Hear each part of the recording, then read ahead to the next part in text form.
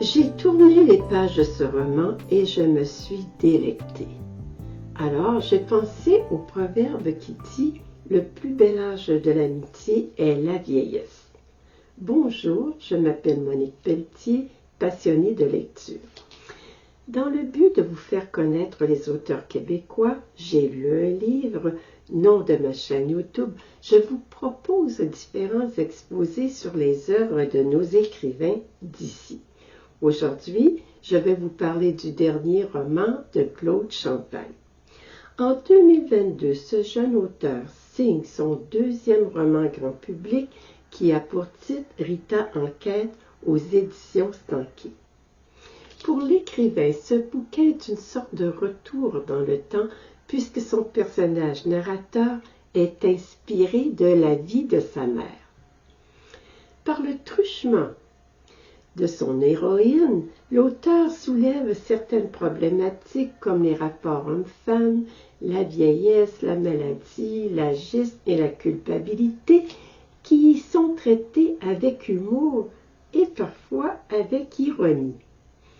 Au premier abord, Rita Deschamps, 82 ans, l'héroïne de ce récit, semble l'archétype de la maman québécoise issue d'un milieu rural.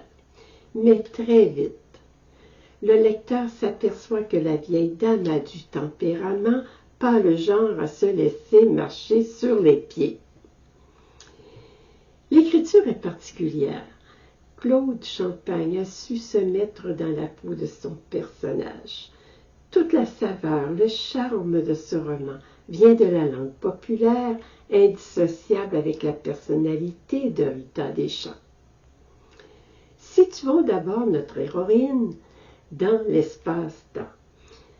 Pour plus de précision, nous sommes dans l'arrondissement des rues Sherbrooke et Langelier à Montréal. Rita demeure dans un building à multiples logements où résident plusieurs personnes âgées. Le quartier dans lequel elle vit est son royaume. McDonald's juste à côté, en face c'est le centre commercial Domaine, avec ses commerces préférés tels que le supermarché Métro, la salle de quai, Tim Hortons, etc. Prendre un café avec ses amis chez McDonald's, manger un beigne chez Tim Hortons, se faire coiffer toutes les semaines, jouer aux cartes avec les résidents, tel est l'univers de Rita, somme toute simple, tranquille et banal. Nous sommes à quelques semaines de la pandémie et deux événements viennent changer la routine de Rita. D'abord, la présence d'une bande de fripouilles qui font des affaires croches dans le stationnement de McDonald's, près de son immeuble, et puis sa convocation comme juré au palais de justice. Dans le but de débusquer les malfaiteurs qui rôdent autour de son édifice, Rita se transforme en détective, entraînant avec elle des amis de son immeuble.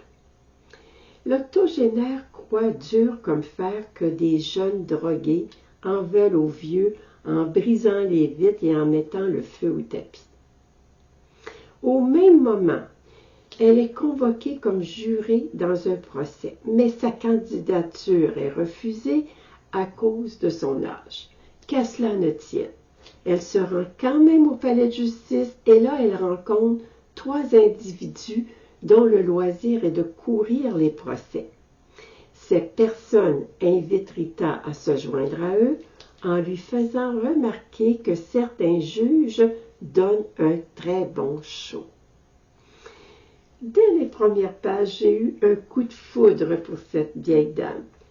Rappelons-nous les années 60, époque où les femmes étaient tributaires de leur mari.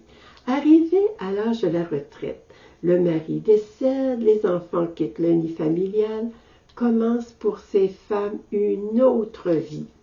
Elles deviennent alors une autre version d'elles-mêmes. D'une certaine façon, Rita est restée emmurée dans les valeurs traditionnelles de son époque.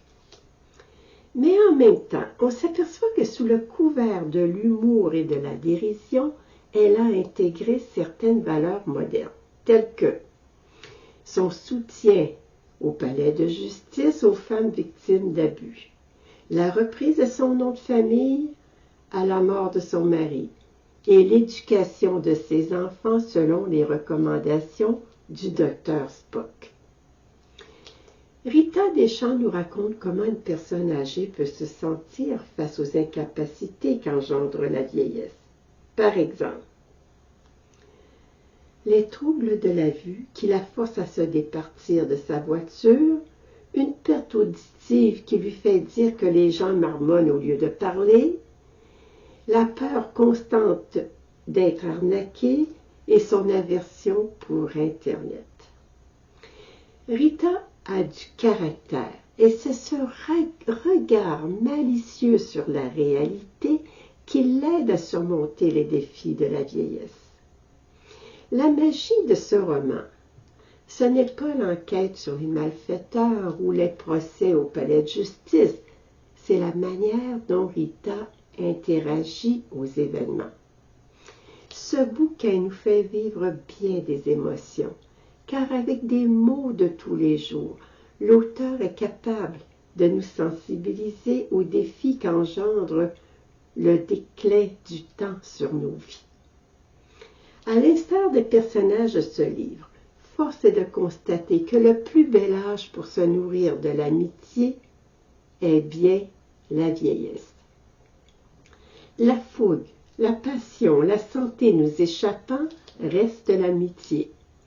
Rita, c'est toutes les personnes âgées que l'on voit chez McDonald's, sur les bancs de parc. En fait, c'est peut-être vous et moi, qui sait. Et voilà, c'est tout pour aujourd'hui. Merci beaucoup de votre attention et à la prochaine.